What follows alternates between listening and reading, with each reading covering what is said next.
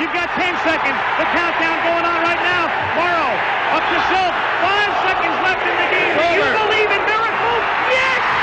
Unbelievable.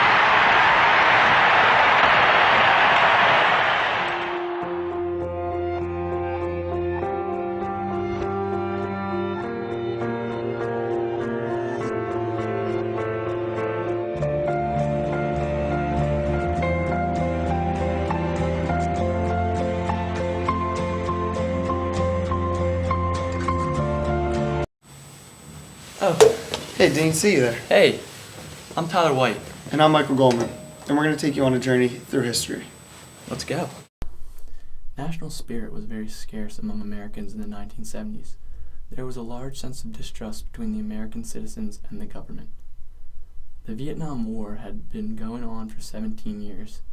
40,024 Americans had been killed, and the American citizens' patience was growing thin. May 4th, 1970, college students at Kent State organized a protest against the president's decision to invade Cambodia. While marching, U.S. National Guard troops fired on unarmed college students. This event further fueled the already imminent hatred that the American people had towards the government and the American troops. Richard Nixon, who was already largely unpopular, was flushed into the Watergate scandal in 1972. This occurred after two men were caught sneaking into the Democratic Committee headquarters. The looming FBI investigation brought forth information that President Nixon had illegally used information to his advantage. Knowing that his impeachment was inevitable, President Nixon resigned on August 9, 1975. Additionally to governmental turmoil during the 1970s, America was faced with its greatest recession in over 40 years. The oil crisis of 1973 yielded higher oil prices and was the catalyst for this recession. The recession lasted all through the 70s and added to the lack of American patriotism.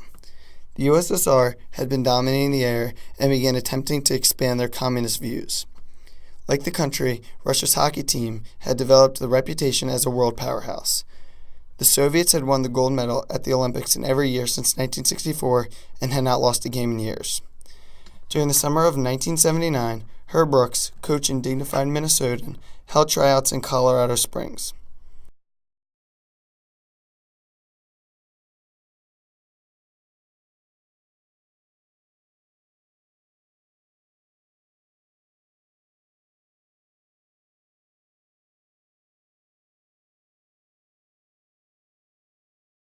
Brooks took nearly all college kids.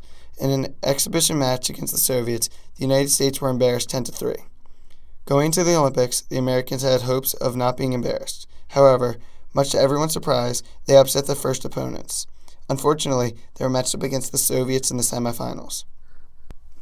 The U.S. team were happy with their previous results and just hoped to compete against the heavily favored USSR. However, the Americans did much more than that. They shocked the world, beating the Soviets 4-3 in dramatic fashion. Team USA went on to win the gold medal the next day.